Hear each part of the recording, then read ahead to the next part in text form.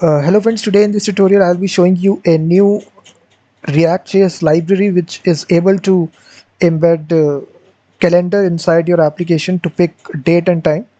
So basically it's an infinite calendar and various dates are mentioned here alongside with months, dates and years. So it has got a feel of material design into it. So you can see that this is the example here, and the dependency name is React Infinite Calendar. So basically, if you go to npmjs.com and if you search for this dependency will come in React Infinite Calendar. This is a dependency. If you just search it, the very first result which comes in, just click it, and it offers a lot of features. Infinite scroll is there. So if you just scroll it, all the dates will come. It is very much flexible, extensible, and localization is also available in different kinds of languages if you prefer languages other than English. It can also select year from year. It also supports keyword shortcut. So you can see it's having weekly downloads of 11,000, and this is a dependency. I have written a complete blog post on my website, so all the example code that I will write in this video will be there inside video description. So just go to the video description, just go to the edit option here, and you will find all the source code here. So this is the description blog post, so just copy all the source code. So you can see this is the example that I'm talking about. So this is a calendar here. You will see that today's date is selected. If you see, if you load this application, 6th June here, today is 6th June. So when you load the application, today's date would be selected with the blue active arrow. You can select another date like this. Tuesday is June 7. Any date you can select like this. If you scroll it, more dates will be coming. You will see that.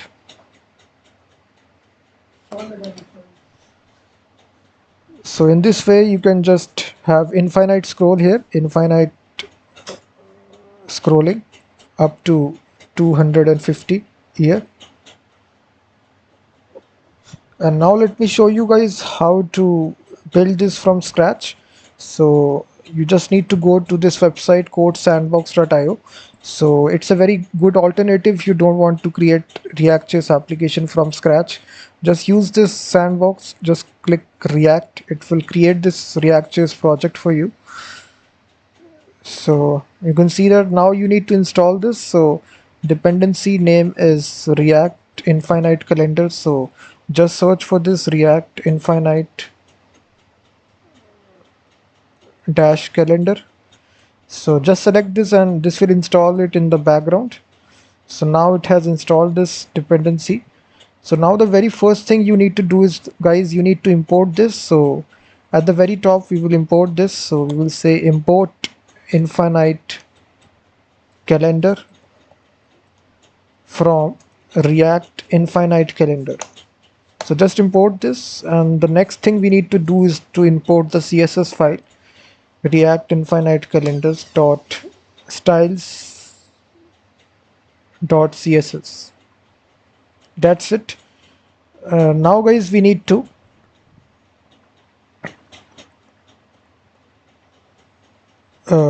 inside our this statement we need to display the calendar.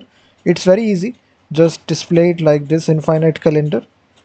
So if you just display it, your calendar will display on the right hand side. You will see that you just need to include this tag here and this will display.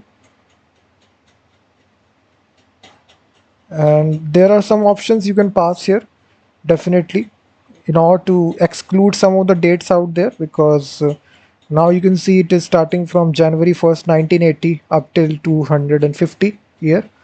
So now to exclude some dates, it's very easy. So let's suppose you need to start with the current date. You can just say here I need to start with the today date. So we will just say new date, and here we can pass some options to it.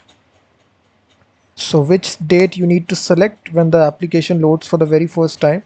So you can say selected date. So this will be equal to today. So what it will do is that it will select the today's date, which is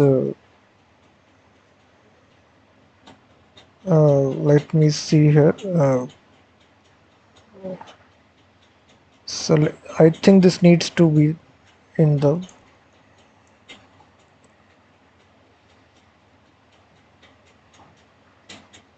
so you can see today's date is selected, which is June 6th, because we have selected date. You can also pass some other date as well. It is not mandatory that you need to pass the today's date. If you want to pass a separate date, you can also pass it.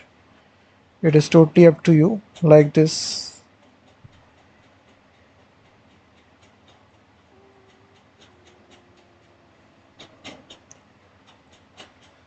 So you can pass individual date here. You will see that if I refresh it,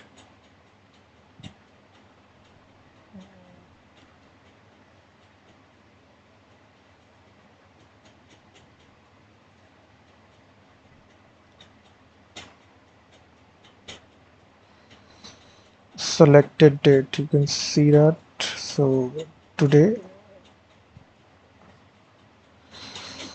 the next option you can pass, guys, you can just provide a custom width rate of 400 and also a height of 400. So basically it will resize to whatever that you pass here. You can see that you can change the width to 800 as well, so this will resize to 800. So it is so flexible, you can control the width and height. You can also disable some dates which are you don't want to pick by disable days property, and here you can pass the number of days. So let's suppose I want to disable 1 2 3 4 5 6. So in this way you can pass it.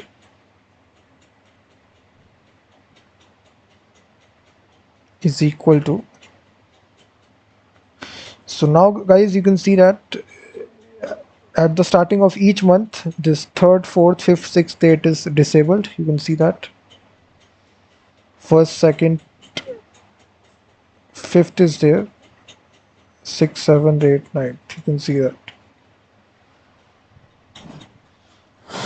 You can also provide minimum date as well, from which we need to start by the minimum date property.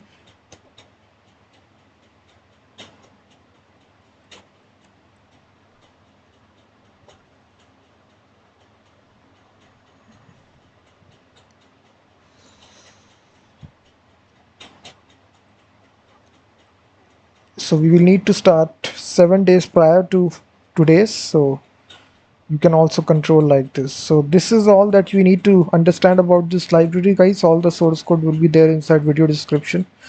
If you like this video, then please hit the like button, subscribe the channel, and I will be seeing you in the next video.